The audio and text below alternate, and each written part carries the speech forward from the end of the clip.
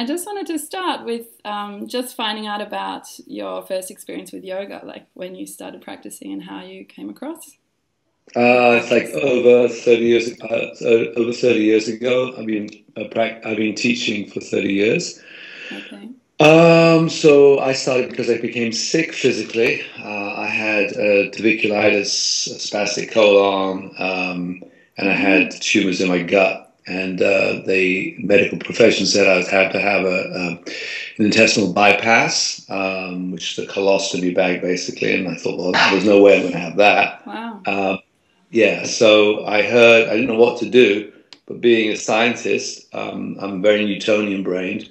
So I thought, well, I don't know what else to do, but I'm in so much pain. There must be another way. And I heard about some yogis who were from Czechoslovakia, Okay. and they trained in Tibet, and they did a combination of Tibetan yoga and this thing called Tibetan rebirthing, which is a therapy which I've been doing now for years for people all over the world. And I tried this, and basically, to cut a long story short, I got better, so much better there. And when the men in white coats gave me the all clear, not knowing why I was better, they had no understanding because it was outside of the auspices of their Newtonian brains. Mm. I realized that clearly there was something else working that keeps and sustains us. So I investigated it, and I went into yoga. I trained, became a yoga teacher, but I trained and looked at everything that was outside of yoga, not just yoga. And I think that's a very important thing for yoga teachers to come outside of asanas, pranayama, dhyana, and start looking. There's a whole world that hasn't or is about to be discovered.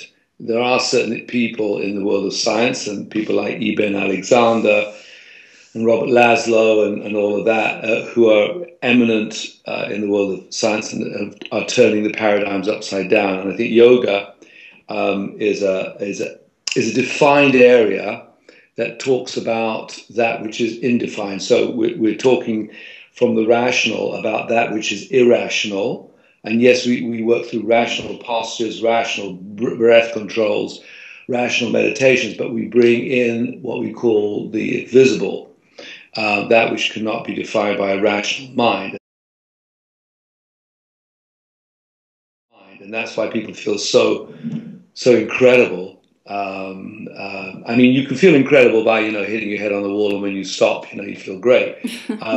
You can beat yourself up with yoga. A lot of people do it, some sort of form of masochism. Uh-huh. But done properly, it'll take you into a transcendence and a form of personal evolution, and that's what it did for me. Mm. So I went through formal yoga, different schools of yoga. Was it Uh, Ashtanga? Was that Ashtanga, the yeah, main? and yeah, that was I was teaching the all the series. Okay. Became very well known for it in London, And did you train and in India? Did you go? yeah, I trained. Originally, I trained India, London, wherever I could. I mean, there was different Yeah. places I went to, but I was invited by Patabi Joyce to Mysore. He personally invited me over the telephone, which was an Wow. amazing. Yeah, he just said, "Come." I mean, his disciple said he's going to call you, and we'll Wow. put him on the phone. And so I packed my bags, and I was about to leave, and then my father said that he'd heard of this amazing woman. He never met her, but a woman who knew her kept recommending her, called Clara Buck, who was Okay. very close to she was best friends with Scaravelli, Vanta Okay. Scaravelli, Yeah. and Iyengar. And he wanted me to see her, and I said no. I packed my bags and went to Mysore, and my father was very stubborn, so anyway, I went to see this woman. And literally, she changed my entire life. Wow. And Was your she father changed my doing life yoga as because, well? Or sorry? was your father involved with yoga at all? Or? No, no, no. My father was a singer. He Yeah. was a singer and an artist, a painter. He was like me, I suppose. I've learned to kind of pay big attention to small things and small attention to big things. The big attention was that I've been invited by you know, Patabi Joyce. Mm. The small thing was that I got an invitation from this woman who nobody had ever heard of. I'd never heard of her anyway. But apparently, she was enormous in the world of yoga. I went to see her, and the first thing she did was offer me a drink. And I said, I don't do that. I don't. She said, why? I said, I'm a yogi. She said, but you're Russian. I said, it doesn't mean I have to drink. So she said, would you have me drink alone? So she poured some palinka. So I said, no, okay. I knew it was a challenge, so I took some, and then I was totally anesthetized. Okay. And then she told me, she says, you know, you didn't come here to be a yogi. You came here to be a full human being. Don't miss out on your life because you're a scaredy cat. Wow. So I thought, well, she's clinically insane. She needs to be locked away. Or she's a genius. Okay. And then she asked me to show me what I could do. Okay. And I can do, you know, maybe I can do a handful of postures that maybe a handful of people can do in the world. And at that time, I thought I was really clever, but, you know, really amazing. But I was such a knob, you know. I mean, in those days, I mean, it really was. It was just all ego, you know. Okay. And that's what happens with yoga teachers. We get caught by our own egos. And it's something to really watch for. Well, yoga teachers and so many people. so many people. I mean, that's what rules our world right now is ego. That's what wars are about. So, so after I finished, she didn't say anything, and I thought she'd be utterly impressed. Okay. And she showed me, you know, her hand. She said, "What do you think of my hand?" And I was insulted. I thought she was, as I told you, I thought she was clinically insane. I said, I think, I don't think anything of your bloody hand. And she said, well, you know, each cell in my hand, darling, is made of love. Unless you love this body, it'll kick you out. Oh my God. And I felt that there was something here way more attractive and deeper than anything I've met in the world of Ashtanga. So I never went to Mysore. I stayed. Right. In fact, I stayed till the end of her life. Was she from the Ashtanga world? No, she was from Iyengar. Okay. She at the age, and she lived till the age of 93. She went backpacking when she was 90 in South America. I mean, she was an amazing woman. Wow. And she was totally in love with herself, her body, life. Everybody fell in love with Clara. And she's influenced people like Angela Farmer, Shandor Ramit, Jiv, who is the head of the Yoga Teachers Association in Israel, was a student just like I was. Okay. And she only, like the last tour she did of the world of different shalas, they wanted to demonstrate certain positions in Trikonasana that she kind of invented or made famous to her. And then she turned down the tour at the last moment. And she said, I'm not going to do it. They're all idiots. I said, what do you mean they're idiots? They're not idiots. She says, they only want that asana. She said, I do it for one thing and one thing alone. I said, what? She said, oh, love. Wow. And finally, they agreed to it. And then all these Ashtangas were standing there flexing their muscles, waiting for her orders. She said, sit down, you have something to learn. Okay. And she lectured them about love. That the love that we give ourselves and the level of kindness and adventure all mixed together to our love, that it's a very subtle thing, it's something you cannot see. That the level of love that we give ourselves is the level of how the body is going to respond to you, otherwise it's going to kick you out. She said it's okay talking in your 30s and 40s and 50s, but when you start hitting your 60s and 70s, then you see what you've laid up in your body. And if it's cruelty, it'll bite you back. The body starts to break down. It runs away from you. Wow. So it's really a lesson. And that's what I teach now. I teach people to have fun, be hilarious, but to be loving more than anything. I mean, the body, when it wants to move, will move because of a thing called passion. Passion is love in action. Bliss is love with no action. So, if the body needs to rest, I mean, one of the zeitgeists of modern athletics now, and where most golds are taken in the Olympics, is when people come to train. They come to train, and what they notice now is, when I get to my sport, do I want to do it? How does my body responding? There's a protoplasmic response. If the protoplasm, the body, doesn't want to do it, if you then do it because of your ego discipline, the body has a memory. It has a good memory and a bad memory. If it has enough bad memories, finally it starts breaking down. Wow. So the body is so it's the like body you're is whipping like, it, and it finally yes. It's like if you look takes too after a much dog. whipping. That's exactly right. Yeah. And if you look after a dog, it'll bring you the lead. Yeah. If you force it, it'll growl at you every time you try to take it for a walk.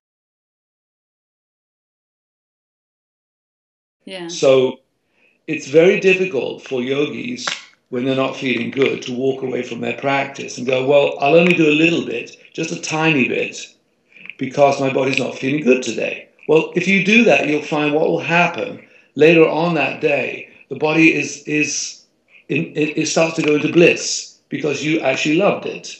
And then what happens is great power comes.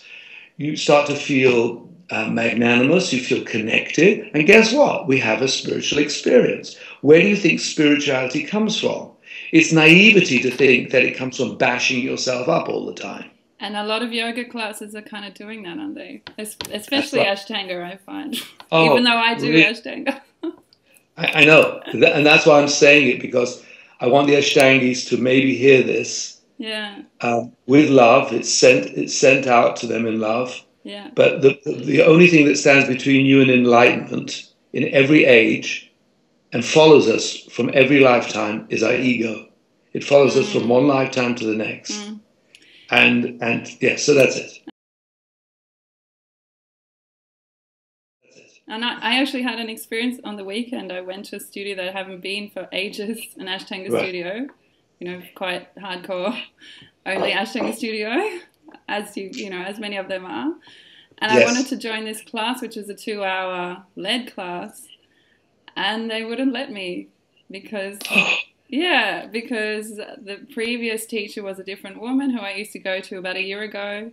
And this guy was, I think, the owner of the studio, and she's like, he's not going to let you, you already have to go to a few other, like, Mysore practices before he'll let you into the lead class, and blah, blah, blah. And I was like, why? I came just for this class. I want to do 2 hours.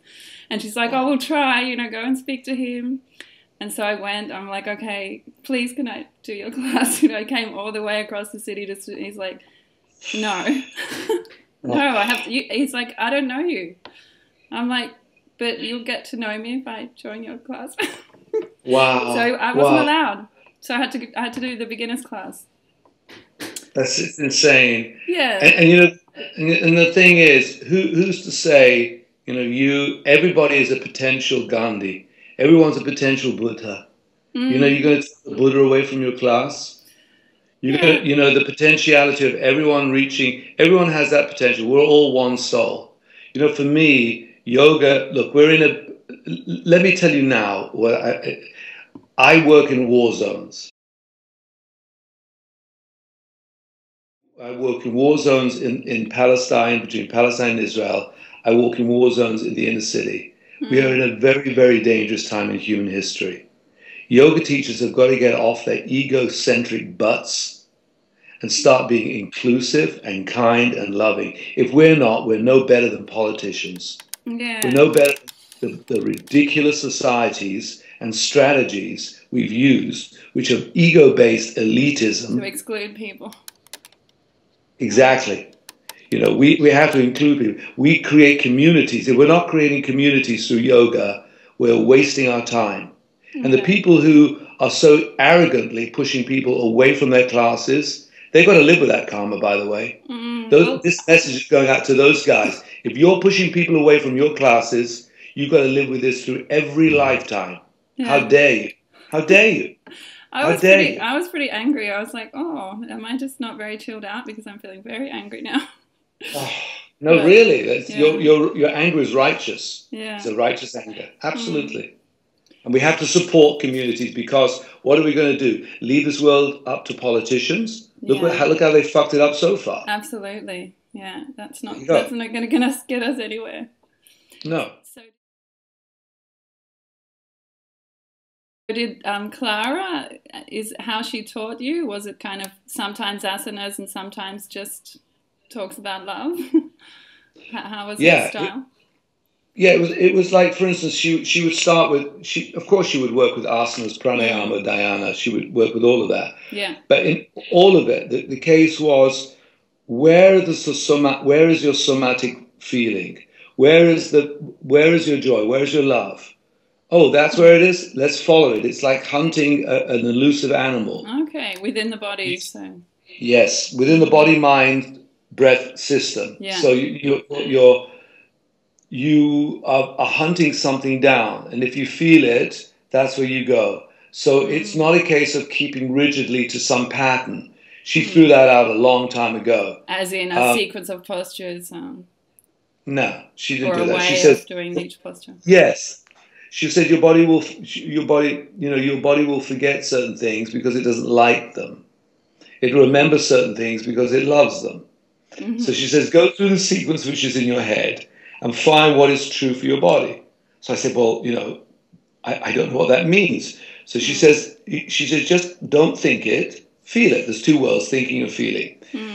Like, for instance, when I went to teach, first time I went to teach teachers, a bunch of really, quite long, they were senior teachers, Yogabeats.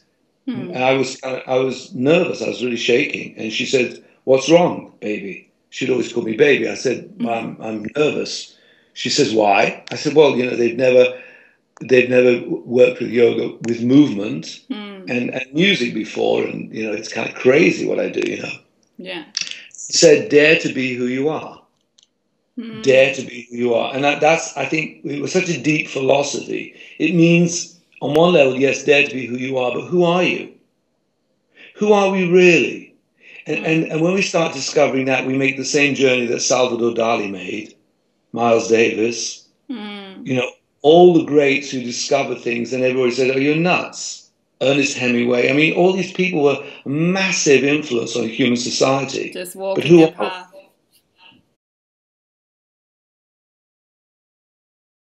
Yeah. I mean, I'm not interested in me.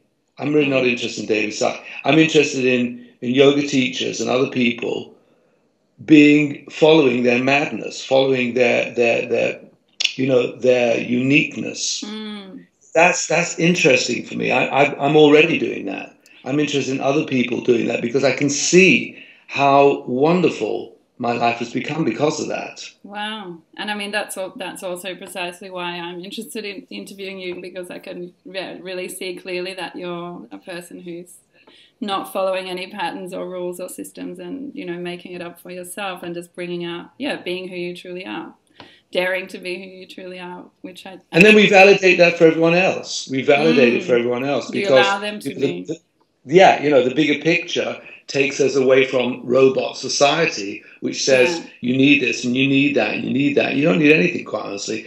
What you'll find is that one act of kindness to yourself, you'll find that the universe itself will bring money, will bring strategies that will come naturally without you having to bust your brains over it and think, how the hell do I market this? To struggle. I turned down, the Manchester Yoga Show last year because, I wanted to talk about the Palestinian-Israeli conflict, and they wouldn't allow me like 10 minutes just to do a Q&A because they had a Lycra exhibition. It was something called Lemon Lulu or something.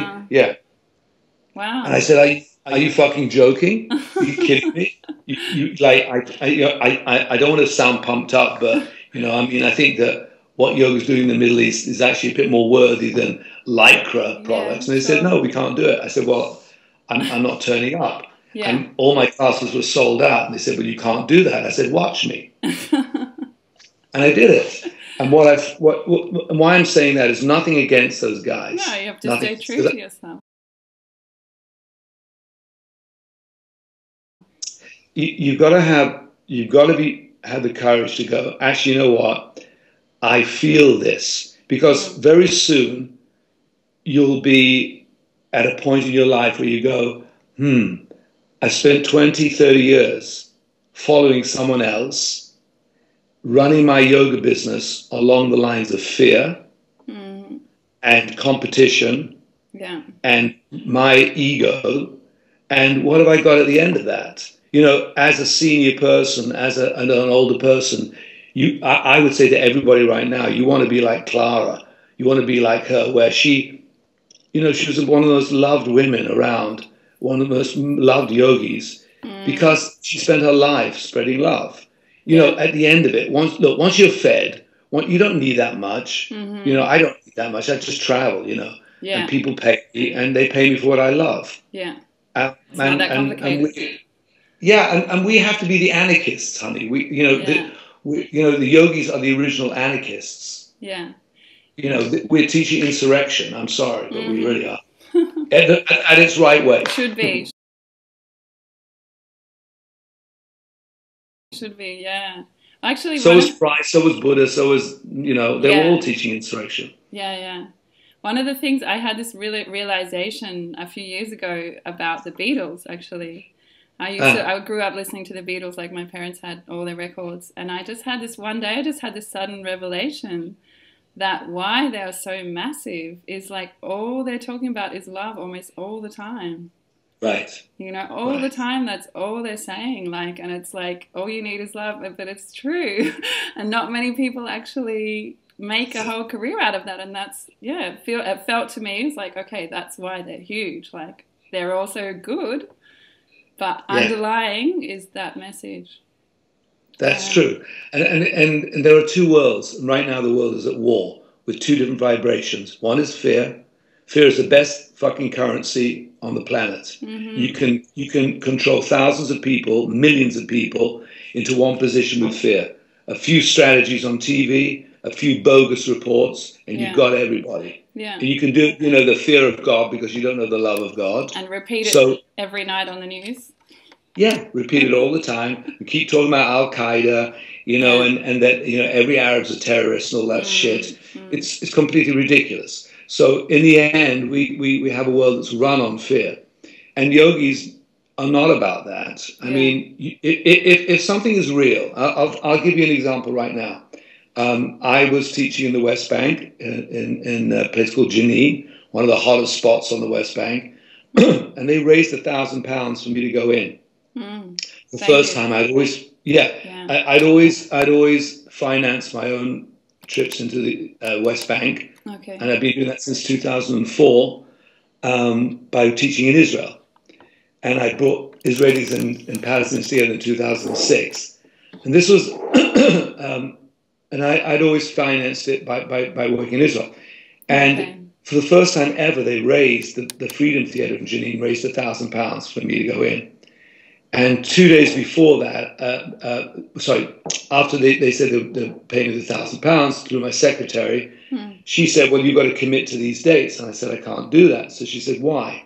I said, I got a really bad feeling. She said, well, don't be ridiculous. She said, you know, you've got to commit. I mean, I said, listen, don't push me. I've got a feeling of dread. Wow. I can't.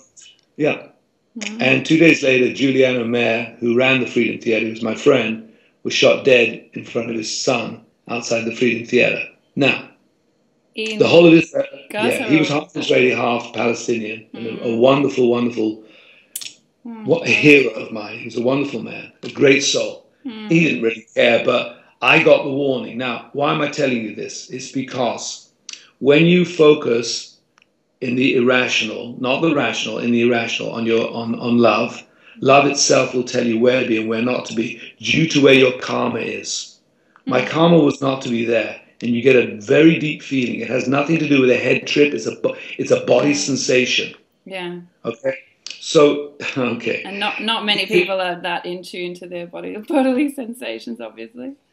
And I think that, you know, yoga should tune us into that. Yeah. It should tune us into that place so we know where to go for our survival. Yeah. We'll know how to run our classes for money.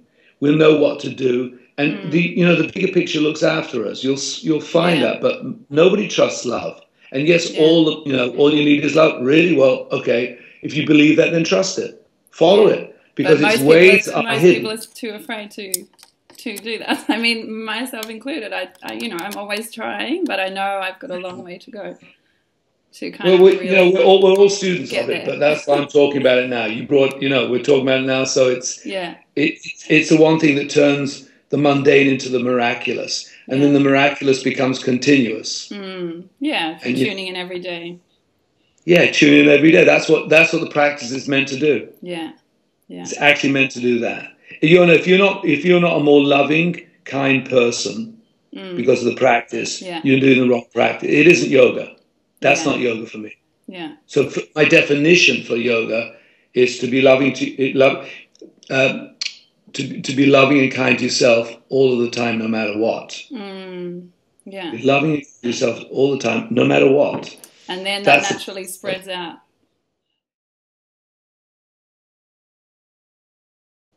Yeah, I mean, your ability to have a cup of tea with someone without talking about fucking yoga is the act of yoga. Why do you have to talk about yoga all the time to some ordinary people who's never done it? Just sit there and be kind, be happy. A lot of people I work with, they've never done yoga, they don't know what the hell it is. But you sit there and they enjoy your company and they go, wow, that's really, and then it starts to happen. You don't need these NLP strategies, for Christ's sake. No. Trying to maneuver people. That's just ego. The whole NLP thing is just ego. It's like, how do I maneuver another person into my way of thinking? Well, if you need that, then what you're thinking about is fucked up. Sorry. It's fucked up. It's nothing to do with the bigger picture. It's to do with your strategies. Yeah, yeah. Oh, very interesting. I wanted to find out, so how did the actual beats start coming? Like, was that from after your learning with Clara? Or no, it was kind of before it happened. I was in Yugoslavia, and I was a radio journalist. I've been teaching yoga, prior to that, obviously, but you started live teaching yoga 30 years ago. And then I found myself running a radio station in the Balkans. We got bombed out. Wow. I got caught between a rock and a hard place. I had a Serbian girlfriend. And then all the embassies shut. Everybody ran away. Did you go there before the war? Or? Yeah, before. Oh, right. And then it happened. Yeah. When 1990, it was just beginning, really, but it wasn't too bad. And you didn't leave. That's pretty amazing. Yeah, I fell in love with the Serbian people. I really felt. As a yogi, I always felt where I am is the place I need to be. Wow, so that's pretty amazing when it's a war zone. It was. I thought it was pretty stupid at the time, but anyway, looking back, maybe it was. Kind of strange, but anyway, I ended up between a rock and a hard place. Okay. And in war, people take as much booze and as many drugs as they can, just because they don't know how long they have. When a bullet slams past your face into the wall, life starts having a different meaning. So my drug is yoga. So I used to practice I used to turn up the boogie box. I used to turn up the music really, really loud, just to drown out the sound of the war. And anyway, the soldiers started to join me. They, one time they stood around with Kalashnikovs going, "What is this? What is this? What do you do? What do you do?" And I said, "This is yoga, Okay, what to do? We tried. Okay, we tried. So I said, okay." So, wow. So they really loved it. And did you have some Balkan beats going? Yeah, well, I didn't have Balkan beats. Now, in those days, Balkan beats were just like, their normal music. Yeah. I love Balkan beats. They're great. Yeah. But I just used to use James Brown and all sorts of funk, just turn it up really loud. Okay. And Ice-T, Body Count and stuff like that, which was a national anthem. Yeah. So they loved it, and that became, and it started to take on its own way. And anyway, I made a deal with the sky. I did a puja, just saying, if you get me out, that's what I'm going to do. And I got out, and by a miraculous set of circumstances, I got out of the Balkans, found myself in England, and I started teaching in a dance studio at Finsbury Park, which is a bowling alley, actually, and lots of dancers go there. And none of the yoga community would come to my classes. That was my next question. How did they react? Yes. Yes. Because obviously the kind of people I'm talking about that I went to on the weekend probably wouldn't approve. No, not at all. Not at all. Imagine the hardcore Ashtangis. No, they wouldn't approve at all. I was basically ostracized from the world of yoga. In fact, a body of yoga association came out and said, David Sye has destroyed 5,000 years of yoga tradition, and basically don't go to his classes. So there was like a fatwa put out on me. Yeah, no, seriously, it was a strange thing. So I didn't give a shit because all the yogis, all the dancers, and I was supported by osteopaths and physiotherapists who said that this movement thing that I was doing was one of the best things you can do for the body, and that holding your body in still positions for periods of time creates terrible stress within the body, mind, temple. So that took on a meaning of its own, and I felt that I was being supported, although it wasn't being supported by the people I thought should be supporting me. But anyway, that was my concept. Yeah. And have they changed now? Those people, have that sort of yoga fraternity come around to what you're doing? Yeah. About I think it was 4 years ago, I was invited to open Congress at the British Wheel of Yoga at Warwick University. Okay. I mean, they made me a yoga elder at some point, which was very strange. It was kind of weird, it's like one of the highest things you can, Wow. some huge, ridiculous accolade. I don't know what the hell it means even today. But and then they asked me to open up a Congress at Warwick University. And I said to my secretary, they must have the wrong guy. And she says, no, they got the wrong, they really want you. Anyway, I went there and I stood there in front of 500 teachers or so and I said, hi, I'm David Sye. You sure you want me? You sure this is right? And they went, yeah. Well, I said, oh, okay. So I went into I started lecturing them on love. I did exactly what Clara would do because I felt that was right. Yeah. And then it was interesting, quite a few of them were crying because I asked them to do one thing. I said, okay, close your eyes and hold your breath. Don't breathe. And don't open your eyes and don't breathe. Now remember someone you loved very dearly who's died. Don't breathe. Keep remembering them. Don't breathe. Keep remembering them. Don't breathe. Now take a breath. See how fucking good that is? That one simple breath. That's all you need. What else do you fucking need? And we keep twisting ourselves into, Vishwamitrasana on one finger. And, you can make it as complex as you want. But honest to God, it's very, very simple. It's one breath. That's it. I mean, I know everybody knows that in theory. But just try it, So, I believe that we should do everything to become courageous and outrageous. I use Tequila in my class to remove people's heads. I was going to ask about that. How did that start? I was in Colorado and they asked for, they wanted a really advanced class and they wanted 3 hours of advanced postures. Okay. I said, okay. If you can take 2 hours, I'll give you 3. Anyway, after an hour and a half, they were dead. So, I do this. If people want that, I'll do it. But it's done with love, done with lots of music and excitement, and So at least it's some sort of environment for the mind, body, spirit temple that enjoys it. It must be everything must be enjoyable. And after an hour and a half, I could see they'd gone. So we ended the class of Shavasana, and then they disappeared. So I said to the guy, where the hell have they gone? He said, oh, they've gone to the bar. You want to come? I said, sure. So we went to the bar, and as I walked in, they're kind of putting the drinks behind them. And I said, what's that you're hiding? And they were, a tequila. We're pretending we don't drink because we're yogis. That's right. They're hiding the shots. The beer is in front of them, and they're hiding the shots. So I said, I said, well, set one up for me, man. So they said, what do you mean? You're gonna have a tequila? I said, sure, why not? I said, look, Clara always taught that there's nothing toxic in life except unconsciousness. When you do everything with consciousness, what's to be frightened of life? You know, when you're going to die, you're going to die. You can't die 1 second before.